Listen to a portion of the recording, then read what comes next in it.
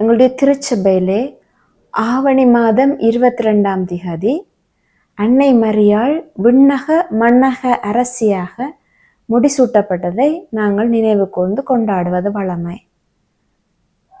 இந்த திருநாள் மரியாள் விண்ணகத்திற்கு எடுத்துக்கொள்ளப்பட்ட நாளிலிருந்து 8ஆம் நாள் நாங்கள் கொண்டாடுகின்றோம். எங்களுக்கு தெரியும், நாங்கள் மரியாவை உடன்படிக்கையின் பேழை என்று சொல்லி ஒரு பெயரால் அழைக்கின்றோம். இந்த உடன்படிக்கை பழைய ஏற்பாட்டிலே நாங்கள் காணக்கூடிய மோசேக்கு கடவுள் கொடுத்த 10 கட்டளைகளை உள்ளடங்கிய ஒரு பேழை.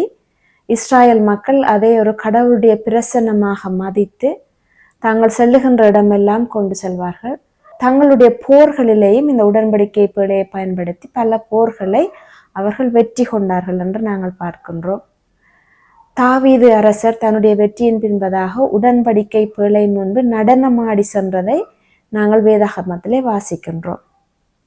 அந்த உடன்படிக்கை பேழைக்கு ஒத்ததாக அன்னை மரியாளையும் நாங்கள் எங்களுடைய திருச்சபையிலே காணுகின்றோம். இதற்கு நாங்கள் திருவழிபாட்டிலே இருந்து, வேதாகமத்தின் இறுதி புத்தகமாகிய திருவழிபாட்டிலே இருந்து ஒரு பகுதியை நாங்கள் பார்ப்போம். திருவழிபாடு 12ஆம் அதிகாரத்திலே 2 அடையாளங்கள் எங்களுக்கு தரப்படுகின்றது.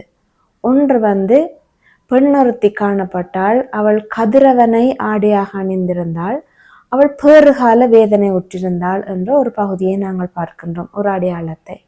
இன்னொரு அடையாளம் கொடூரமான நெருப்பை காக்குகின்ற ஒரு அரக்க பாம்பு. அது இந்த பெண் குழந்தையை பெற்றெடுத்தவுடன் அதனை விழுங்குவதற்காக காத்திருத்தது என்று சொல்லி. ஆகவே நன்மை தீமை, இந்த நன்மை தீமைக்கு இடையிலான இந்த பிரபஞ்ச போராட்டத்திலே அன்னை மரியாள் ஒரு நடுவராக இருந்து தீமையிலிருந்து எங்களை மீட்டெடுத்து நன்மையின் பால் கொண்டு செல்கின்ற ஒரு ஆளாக, ஒரு உடன்படிக்கை பேழையாக அடையாளப்படுத்தப்படுகின்றார்.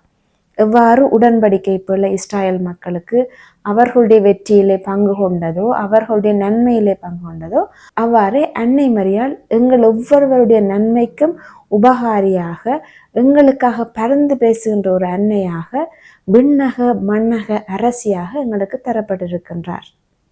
ஆகவே இந்த திருநாளிலே நாங்கள் செய்ய வேண்டியது, எங்களுடைய நன்மைகளுக்காக அன்னை மரியாளுடைய பரிந்துரையை கேட்போம். அதே நேரம் நாளாந்தம் எடுக்கின்ற ஒவ்வொரு தீர்மானங்களிலேயும் நன்மையை சார்ந்து நாங்கள் தீர்மானங்கள் எடுக்க, அன்னை மரியாளை போல நாங்கள் நன்மை சார்ந்து நன்மைக்காக போராடுகின்ற மக்களாக எங்களுடைய தீர்மானங்கள் அமைய வேண்டும்.